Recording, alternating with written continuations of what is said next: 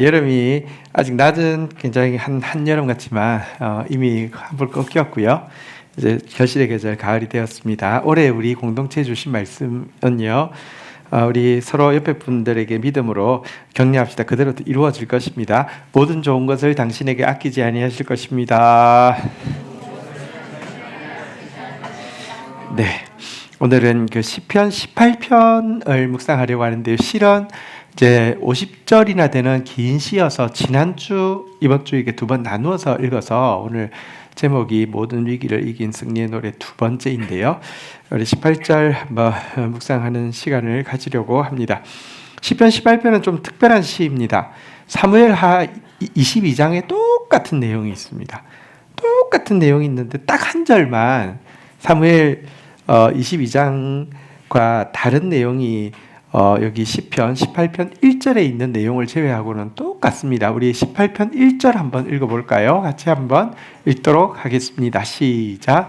나의 힘이신 여호와여, 내가 주를 사랑하나이다. 이 구절 외에는 똑같습니다. 물론 자세히 보면 단어가 몇 개 조금 다르게 되어 있습니다. 제 생각에는 아마 다윗이 이전에 썼던 것을 노래로 바꾸면서 말로 할 때는 괜찮은데 노래 부를 때 약간 어색한 발음이 나올 때가 있잖아요. 그래서 그런 정도 바꾼 거 외에는 똑같은데요. 여기에 이 내용만 덧붙여져 있습니다. 그래서 이 내용이 결국 이 시의 제목이고 또 결론이라고 할 수 있는데요. 한번 다시 한번 따라하겠습니다. 나의 힘이신 여호와여. 이게 원어의 뜻은 나한테 힘을 주시는 여호와여 이런 게 아니고요. 나를 굳게 잡고 결코 버리지 않고 힘차게 붙잡고 계신 여호와여, 그런 뜻입니다. 한번 따라하겠습니다. 내가 주를 사랑하나이다. 여기서 사랑한다라는 단어도요, 그 실은 원어적으로는 사랑한다라는 저 표현이 예를 들면 이렇게 뭐랄까요, 자식이 부모를 사랑할 때도 쓸 수 있고 연인한테 쓸 때도 있는데, 그때 쓰는 단어가 아니라 어미가 젖먹이를 향해서, 아비가 어린 아들을 향해서 쓰는 사랑한다는 단어입니다. 한번 물어보겠습니다. 어린이집하고 그 노인 그 보호시설, 요양 이제 주간 보호소하고 컴플레인이 어디가 많을까요? 어린이집이 많을까요? 노인 요양시설이 많을까요? 어린이집이 비교할 수 없이 많습니다. 왜냐하면 애들한테는 관심이 많거든요. 사소한 일도 절대 안 놓치거든요. 근데 어르신 보내놓고 나서는, 부모님 보내놓고 나서는 잘하겠지 하고 거의 컴플레인이 없습니다. 우리가 하나님 사랑한다고 할 때 보통은요, 자녀가 부모 사랑하듯이 이런 정도인데요. 다윗이 인생의 모든 위기를 넘기고 승리의 노래를 부를 때 하나님을 향해서, 하나님, 내가 어미가 젖먹이를 잊지 않는 것처럼, 아비가 그 어린 자식을 잊지 않는 것처럼 이제부터 하나님을 그런 마음으로 사랑하겠습니다. 이 노래가 이제 이 시의 제목이고 주제인데요. 우리가 승리가 왔을 때에, 이제 모든 위기가 끝났을 때에 사실은요, 주님을 향한 사랑이 헐겁다고 하며 그 순간이 최고의 순간이 아니라 이제 이제 바닥으로 내려오는 것만 남아있는 최저의 순간으로 바뀔 수 있다는 것을 꼭 기억해야 할 것입니다. 자, 승리의 비결이 지난주에 3가지 나왔고 이번 주에 3가지 나올 것인데요. 먼저 지난주의 내용만, 그 제목만 한번 따라하겠습니다. 한번 따라하겠습니다. 진노의 개입. 하나님이 보통 때는 일하지 않는 것처럼 보이지만 성경에 보면 하나님은 날마다 이렇게 노하시는 하나님이다라고 성경 기록하고 있습니다. 죄에 대해서 절대로 참지 않습니다. 근데 때가 되면요, 진노로 개입하십니다. 그것 때문에 승리하였다라고 다윗이 고백합니다. 한번 따라하겠습니다. 은혜의 구원.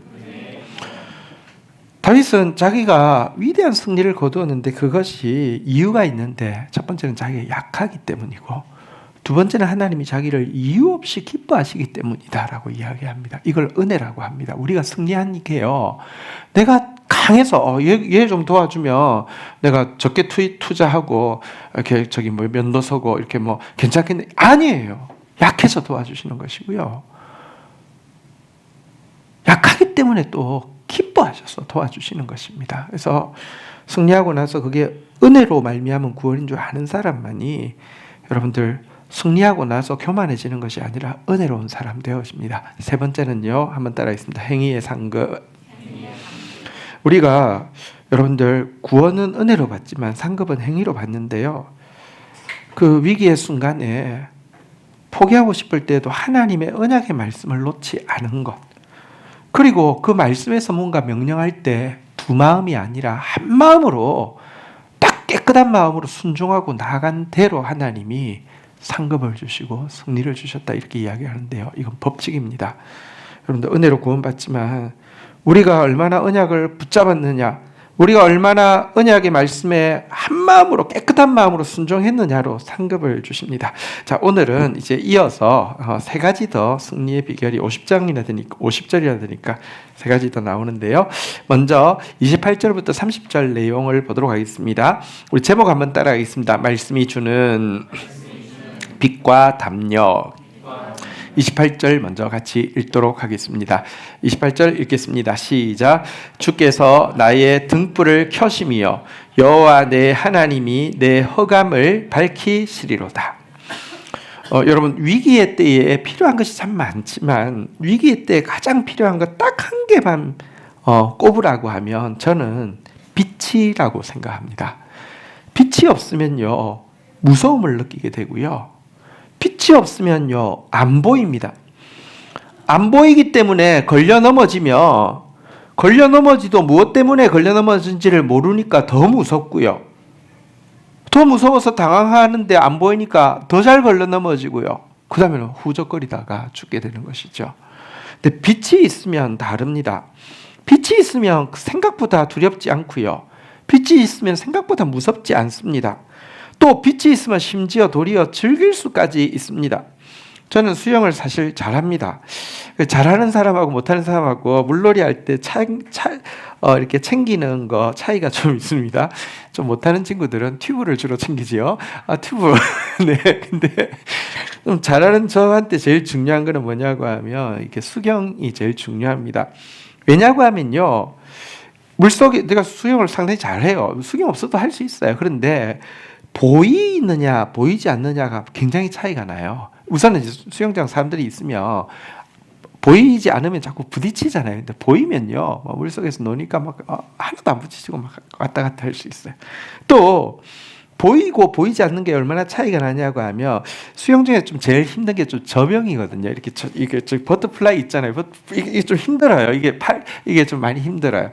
근데 한 50m 저병하는 거 저한테는 어렵진 않아요. 문제는 수경이 있을 때는 어렵지 않은데요. 수경 없으면 거의 중간에 섭니다. 왜냐고 하면 못해서가 아니라 가고 있어도 이게 언제 끝이 나지 막 이렇게 하다 보면 약간요, 호흡이 가빠지고 힘이 더 들고 나 못 갈 것 같아 그러면 서게 되거든요. 그래서 이게 눈이 보는 게 굉장히 중요합니다. 사실 보이기만 하면요, 여러분 밤바다에서 수영해 보셨습니까? 밤바다 사실 무섭거든요. 누구 잘 생각 못하죠. 근데 밤바다에서요, 수영을 할 수 있습니다. 요즘은 장비가 하도 좋아서 라이트가요. 제가 지금 내가 설교 시간에 가져온다고 책상 위에 의자 위에 올려놓고 안 가져왔어요. 이만한 건데요, 켜면요 물속이 다 보이거든요. 수영할 때 이거 가지고 하면요, 밤에 밑에가 다 보이면요 엄청 재밌어요. 그러니까 저도 지금도 밤바다 이렇게 그 라이트 켜고 수영했던 기억이 항상 다시 가고 싶어 이런 게 있어요. 빛이 굉장히 중요합니다. 다윗이 모든 위기를 이긴 승리의 날에 무엇이라고 고백합니까? 다시 한번 28절에 보니까요. 한번 28절 다시 한번 볼까요? 한번 따라하겠습니다. 주께서 나의 등불을 켜시며, 밤바다 같은데 라이트를 딱 켜주신다는 거예요. 한번 따라하겠습니다. 내 하나님이 내 흑암을 밝히시리이다. 캄캄했는데 쫙 보이면요, 위기가 그렇게 크게 무섭거나 두렵지 않습니다. 시편 27편 1절에 보면 이렇게 시인은 노래합니다.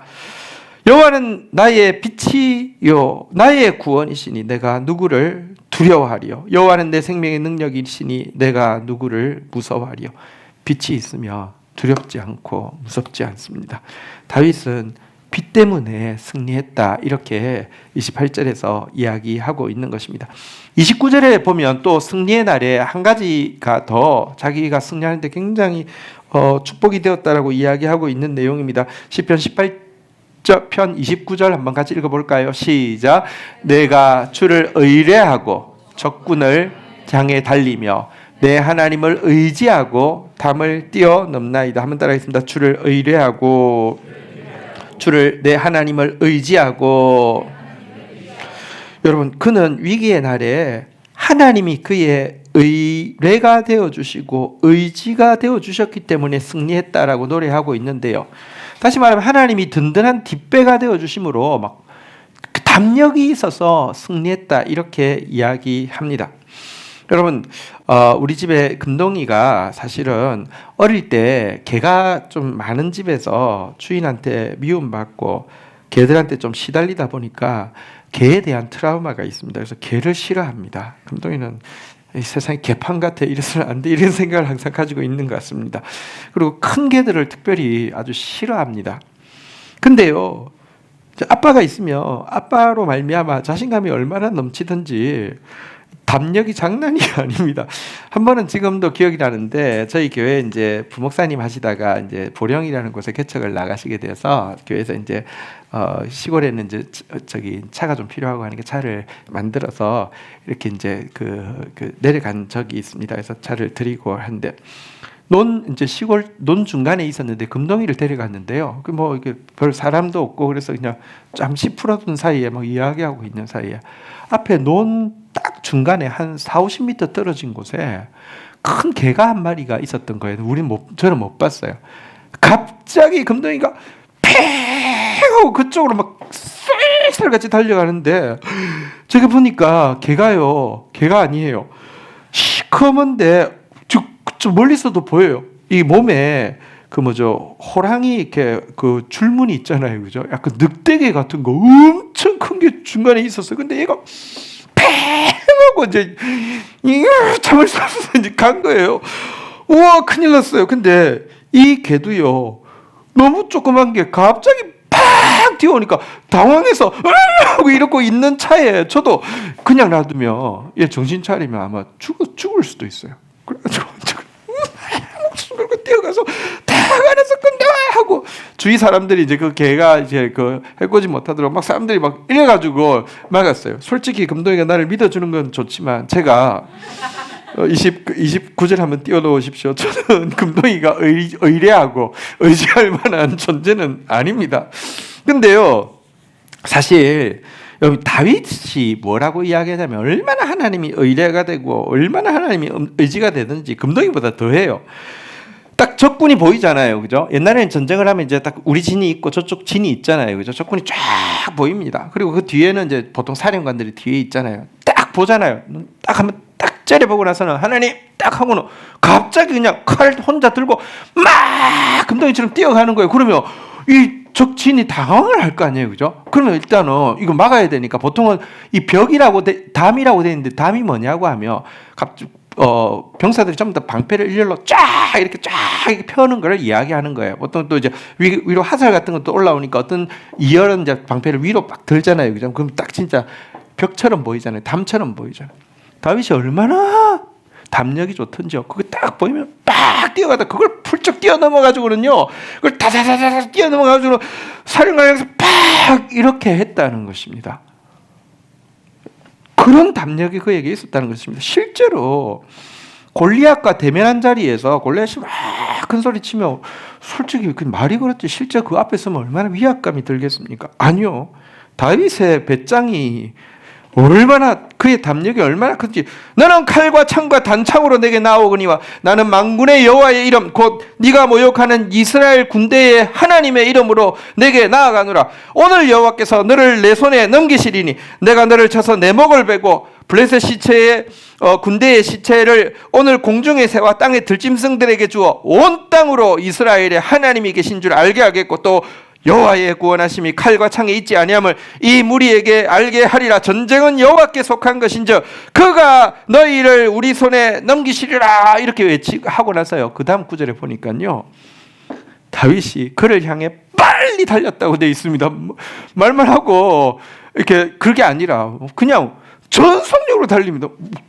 골리앗이 보통 자기만 봐도 쫄았는데 무서운 막 선언을 하더니 핑 달려오다가 물맷돌을 꺼내가지고 이렇게 넘어뜨렸죠. 담력이 그가 승리할 수 있는 비결이었다고 그랬는데, 그런데 다윗은 무엇에서 빛을 보고 다윗은 무엇에서 담력을 얻게 되었을까요? 30절에 잘 나와 있습니다. 같이 한번 읽어볼까요? 시작. 하나님의 도는 완전하고 여호와의 말씀은 순수하니 그는 자기에게 피하는 모든 자에게 방패시로다. 다윗이 어디서 빛을 봤을까요? 무엇 때문에 담력을 얻었을까요? 한번 따라하겠습니다. 하나님의 도, 여호와의 말씀. 완전하다는 말은 원어의 뜻은요, 진실하다는 뜻입니다. 거짓말이 없다는 것입니다. 뒤에 순수하다는 말은 원어의 뜻은 불순물이 없다는 것입니다. 과장이 없다는 것입니다. 제가 어저께 어디 카페에서 이제 원고를 쓰기 위해서 카페에 들어갔는데 뭘 시켰더니 무슨 뭐랄까 끓는 스티커를 주는 거예요. 그래서 뭐 안 되겠지 하고 쭉 긁었어요. 그랬더니 축하합니다 2등 이렇게 돼 있는 거예요. 그래서 2등이래. 야, 꽤 큰 카페에서 2등이래 뭐지? 근데 이제 QR을 찍으라고 하더라고요. QR 찍었더니 3만 원짜리 사면 1,000원 할인해 준다고 하더라고요. 이런 이거 불순물이잖아요, 그죠? 하나도 순수한 게 아니에요. 하나님 말씀 그런 게 아니라는 거예요. 하나님 말씀은 거짓말이 없어요. 게다가 하나님 말씀은 과장이 없어요. 딱 그 말씀 붙잡으면요, 밤바다 같아도 상관없어요. 빛이 쫙 비치고요. 딱 그 말씀 붙잡으면요, 여러분, 금동이는 담대하면 안 되지만 우리는 하나님 말씀 붙잡으면 담대해도 됩니다. 담력하셔도 됩니다. 할렐루야. 그래서 성경 민수기서 23장 19절에 보면 이렇게 노래하고 있습니다. 같이 한번 읽어보도록 하겠습니다. 시작. 하나님은 사람이 아니시니 거짓말을 하지 아니하시고 인생이 아니시니 후회가 없으시도다. 어찌 그 말씀하신 바를 행하지 않으시며 하신 말씀을 실행하지 않으시라. 하나님 거짓말 하나도 안 합니다. 또 하나님 후회한다는 게 뭘까요? 말은 그렇게 내가 다 도와줄게 했는데 실제 도와달라고 하면 말이 그렇지 뜻이 그러냐? 야, 좀 다 당황스럽게 한다. 너 그렇지 않다는 거예요. 과장이 하나도 없다는 거예요.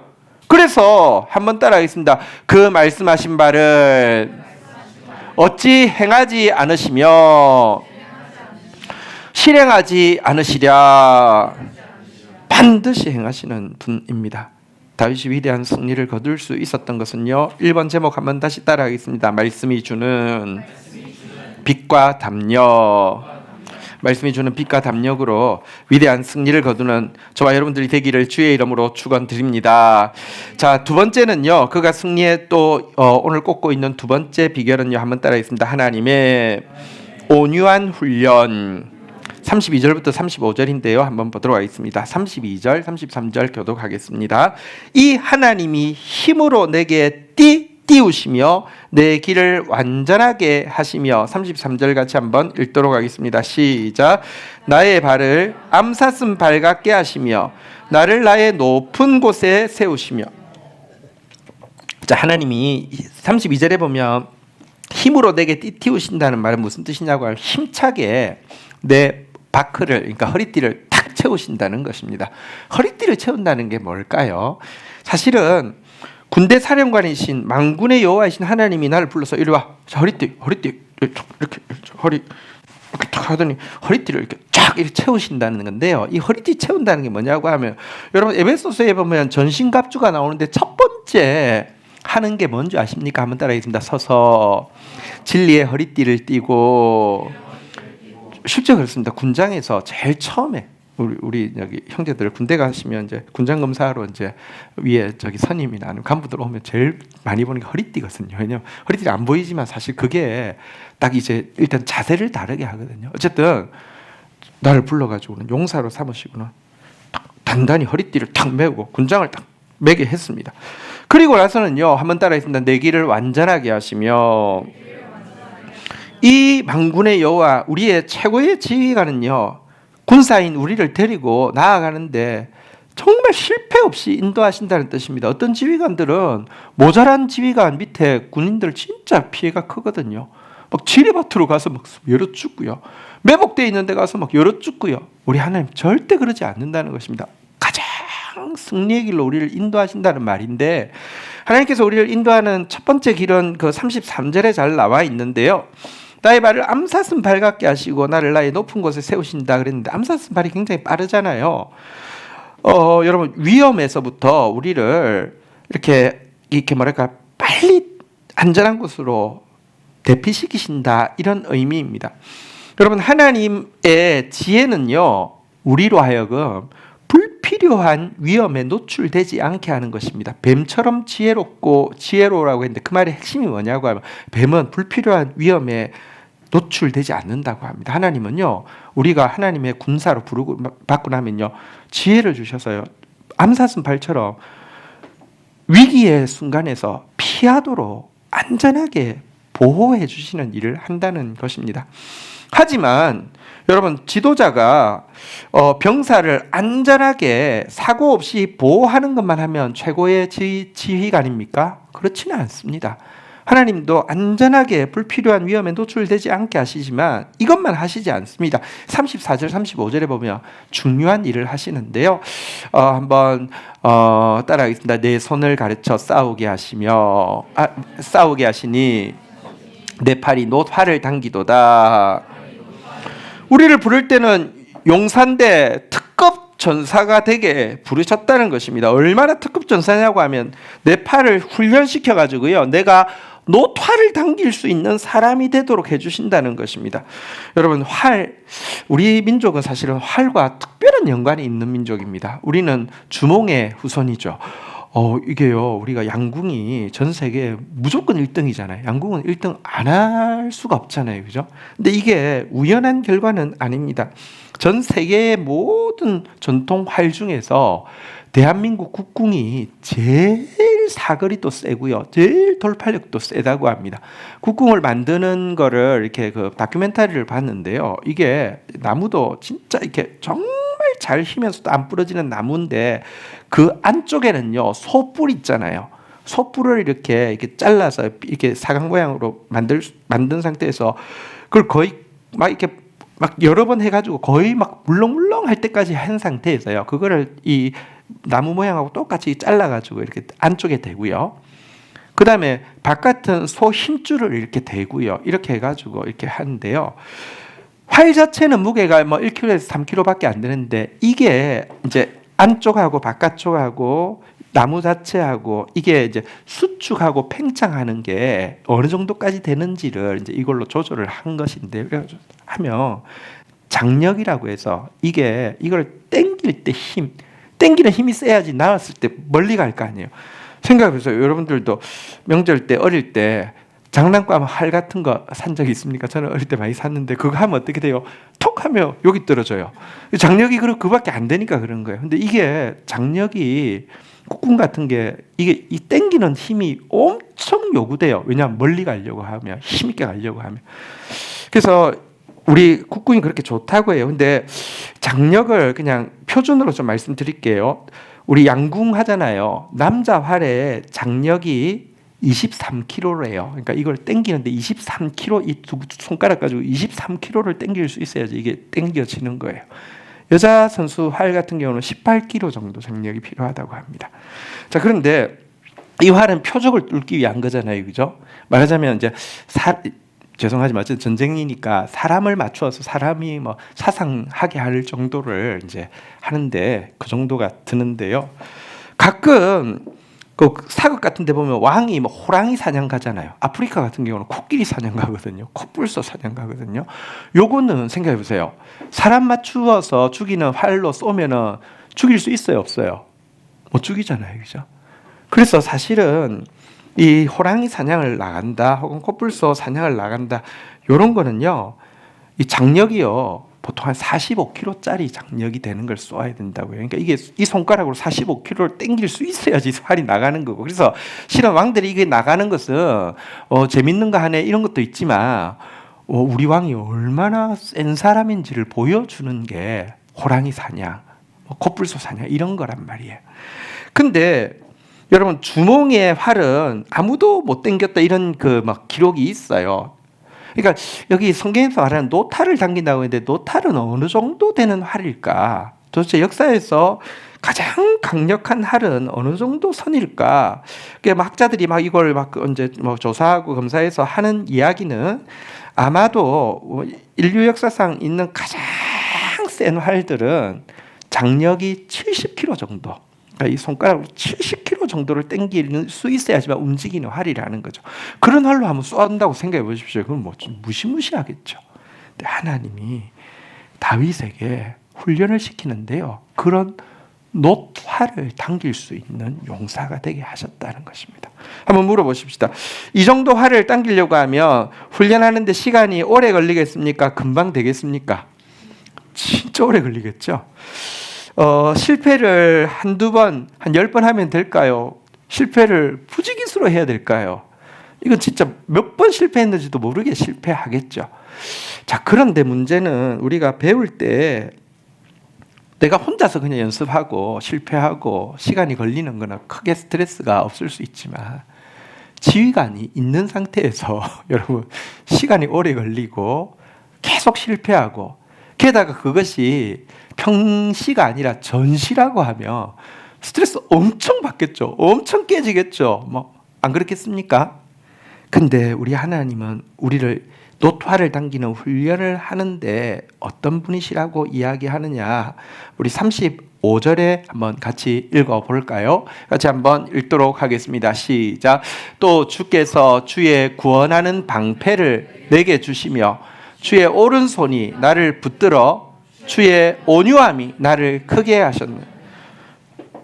연습하는데 시간도 많이 걸리고 시행착오도 많은데 전쟁이란 말입니다.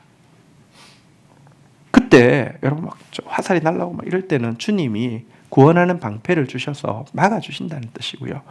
하나님 옆에 서서 오른팔로 오른손으로 나를 딱 붙들어서 이 자세도 해주시고 이 할 수 있도록 계속 옆에서 훈련을 하는데 한번 따라했습니다. 주의 온유함이 나를 훈련시키는데요. 주님이 끝까지 참아주시고 할 수 있어. 너 할 수 있어. 계속 온유하게 가르쳐주시고 이렇게 하면 돼. 이렇게 하면 돼. 온유함으로 끝까지 포기하지 않으셔서 한번 따라했습니다. 나를 크게 하셨나이다. 나를 큰 사람, 특급 용사 될 수 있도록 끝까지 나를 지켜주셨다는 것입니다.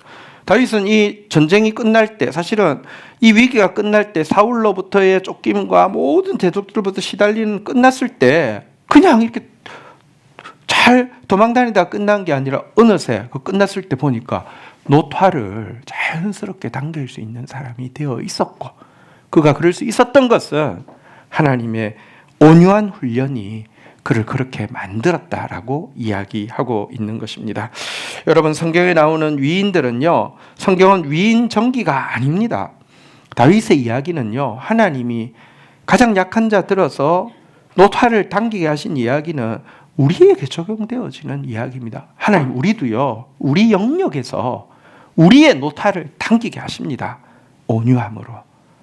그리고 그것이 우리의 승리의 비결이 되는 것입니다. 제목 한 번 더 따라하겠습니다. 하나님의 온유한 훈련. 마지막 세 번째 승리의 비결, 또 이 시에서 이야기하는 마지막 승리의 비결입니다. 한번 따라하겠습니다. 이미 이긴 싸움의 부르심. 39절 한번 보도록 하겠습니다. 같이 한번 읽겠습니다. 시작.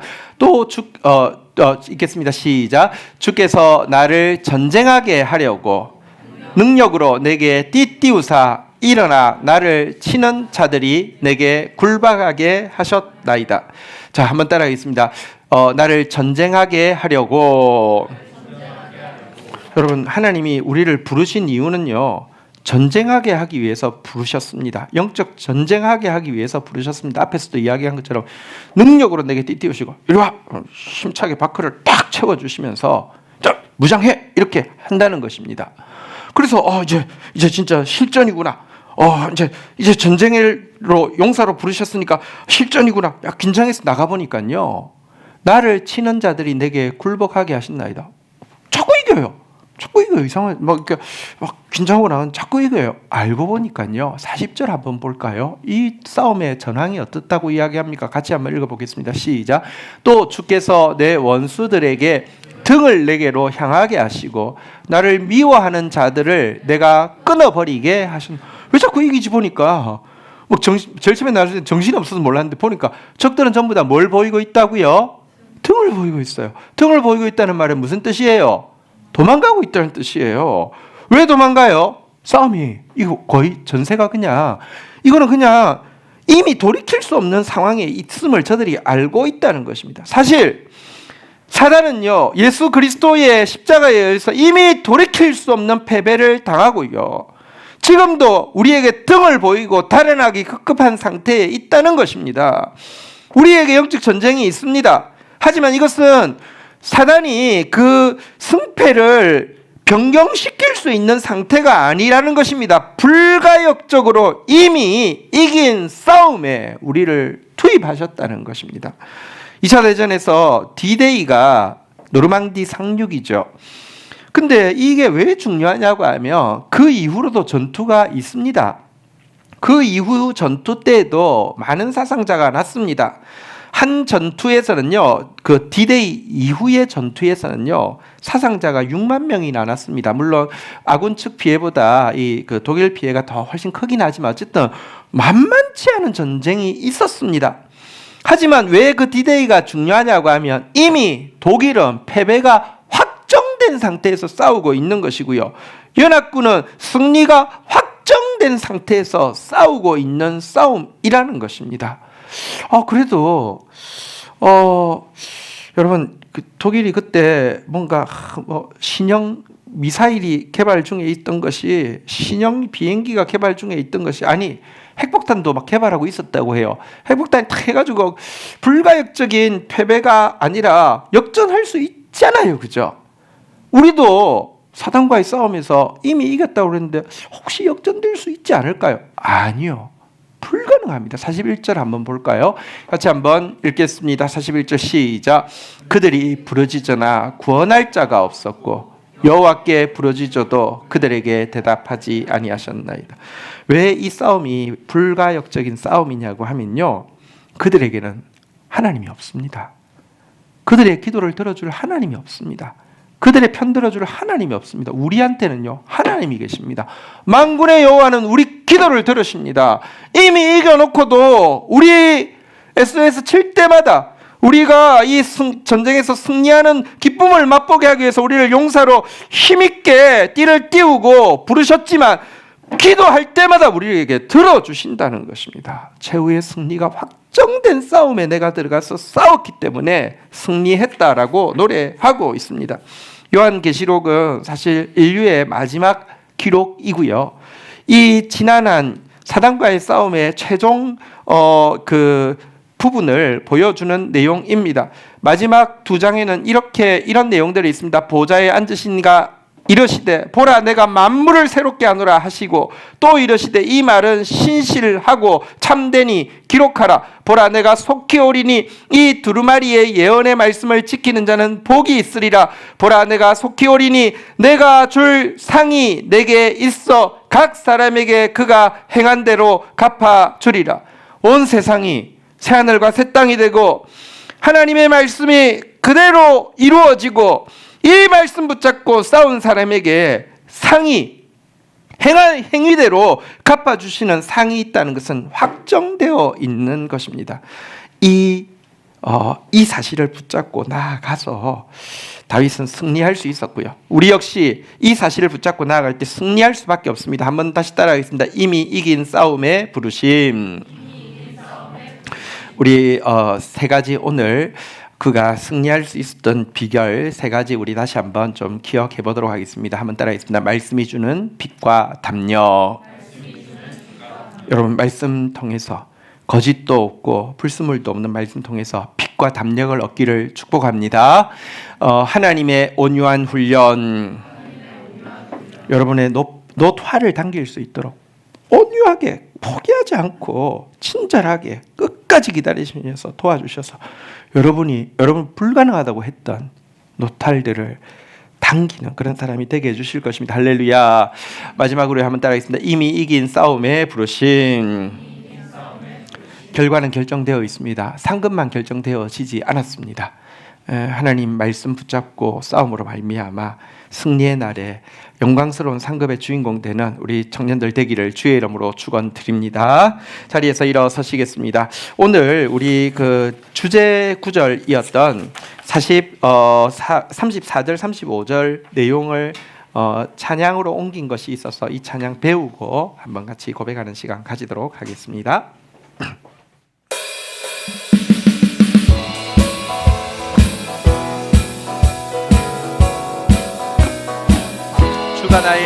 주가 나의 손을 뒤에 거 내 팔로 화살을 당기네.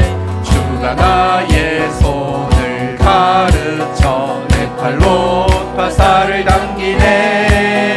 또 구원의 방패 내게 주사 원수를 이기겠네.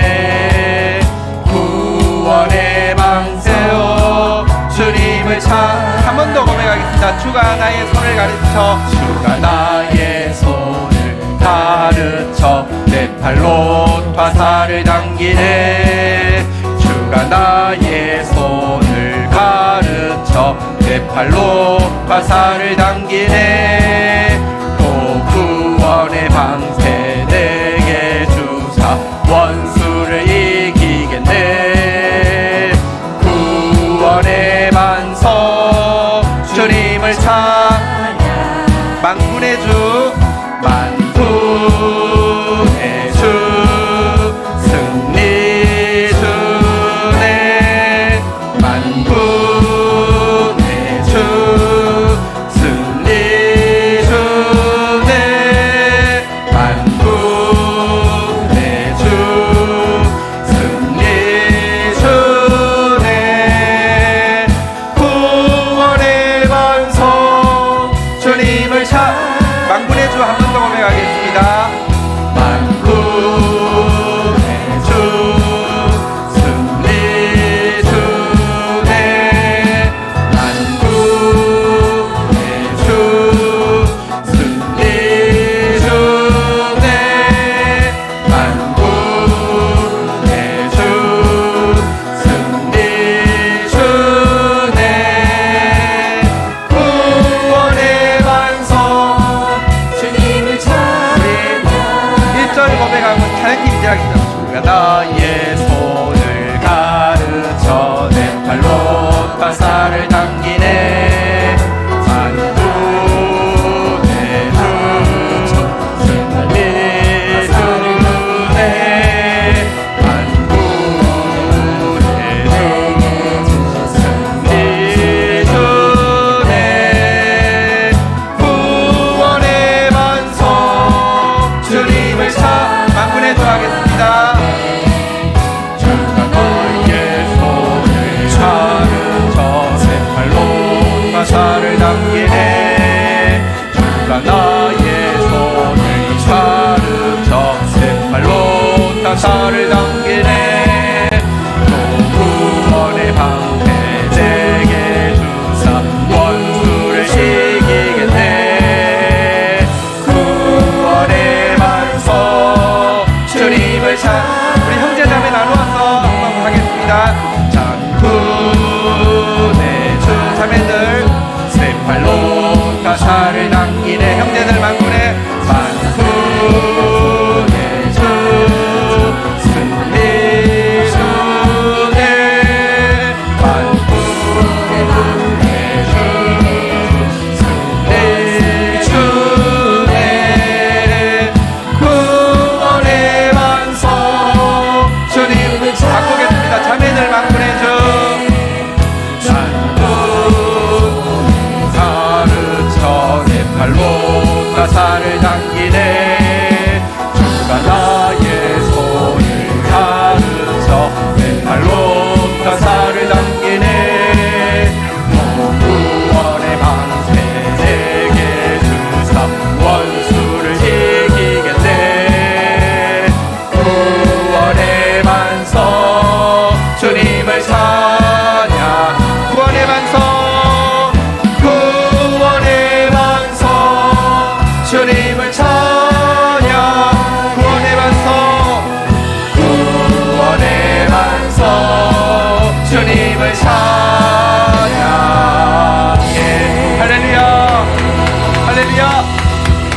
자리에 앉으시겠습니다.